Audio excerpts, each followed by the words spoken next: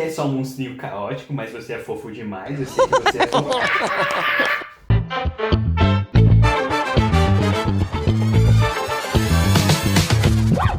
É uma solitária garota havaiana que lida com a perda de seus pais e também vive com a irmã em um lar um pouco caótico. Mas após desejar por um amigo, por uma estrela cadente, que na verdade é uma nave alienígena, ela ganha Stitch, uma criatura incontrolável que aos poucos forma uma amizade com a garota. Se você assistiu até aqui, não se esquece de se inscrever, dar um like nesse vídeo e ativar o sininho para não perder todos os lançamentos de vídeos. A gente está quase chegando em 100 seguidores e eu quero ver a gente atingir logo logo. Então, agora, bora pra crítica.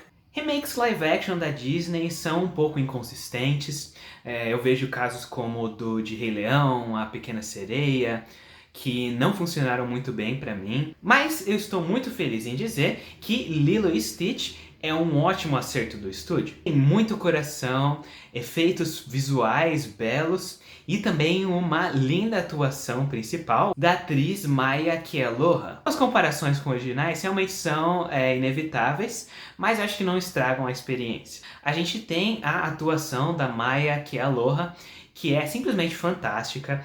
Ela tem uma energia e ela também realmente parece uma criança. Tem alguns filmes que às vezes tem atores mirins, mas você vê que eles estão só lendo um roteiro, mas eu acho que ela incorporou bem essa energia da infância de uma criança. Ela tem interações lindíssimas com o Stitch. Uma das minhas favoritas foi uma em que ela ensina para ele o luau, que se não me falha a memória, no filme original não tem, o que claro, sempre é uma coisa bem-vinda.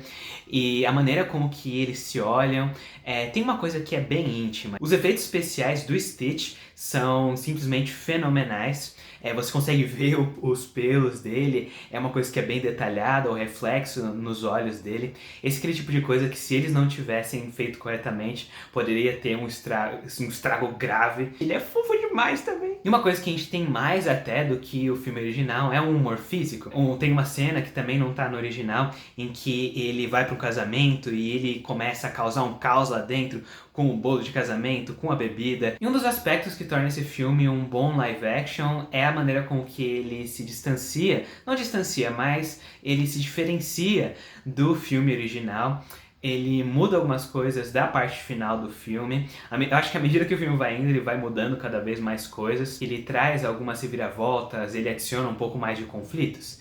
E eu acho que realmente é uma coisa boa, porque senão vai se tornar aquela coisa, você está assistindo o mesmo filme. A gente vai falar de um aspecto só que me incomodou, de mudanças, mas de uma maneira geral eu acho que acabam funcionando. A gente tem um pouco mais de caracterização para os personagens, especialmente para a irmã da Lilo, a Nani, que a gente vê ela tá em conflitos, né, sobre será que ela consegue fazer uma faculdade, será que ela consegue cuidar da Lilo ao mesmo tempo. Também a gente tem a adição de uma nova personagem, que é uma vizinha da Lilo e Stitch, que tem uma presença que é bem carismática e cativante. A gente tem algumas atuações de destaque também, como Sydney Agudong como a Nani, né, a irmã da Lilo, e ela consegue realmente trazer essa preocupação, uma tensão sobre a Lilo, né, em ela cuidar dela, e a tristeza também da possibilidade de ela perder a guarda da irmã. E uma escolha de elenco perfeita foi do Billy Magnussen como Plickly.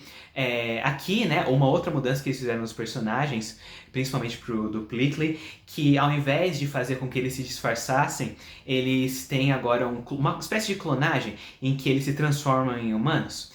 E aqui ele se transforma, né, no Billy Magnussen. E ele tem uma atuação corporal que é fantástica. Quando que eles viram humanos, eles ainda estão se acostumando com o corpo deles. Então eles andam de um jeito meio desajeitado, que eu achei bem cômico, bem legal. E a gente também tem a Amy Hill como Tutu, que é essa personagem nova que eu comentei, a vizinha. E você vê que ela acompanha a Lilo em algumas cenas que a Nani no original estava fazendo. Ela tem uma carisma em que ela é essa voz da razão que conversa com a Nani sobre a Lilo, e elas têm uma conexão ali.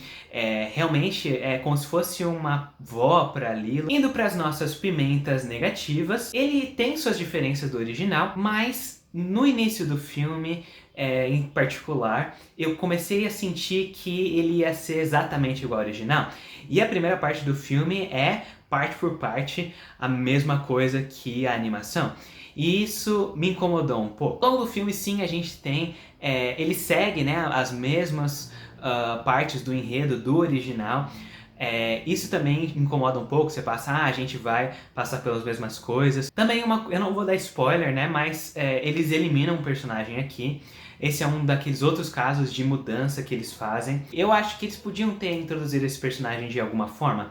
Ele tem uma presença, né, no filme, na animação original. E a presença de dois personagens aqui que tinham uma presença maior no original, que aqui eles mal fazem sentido tá na história, que é do agente Bubbles, que aqui ele muda muito o papel dele, o aspecto de ele ser um agente do CIA é expandido muito mais, e na minha opinião, acho que se tivessem tirado ele do filme, não teria feito muita diferença.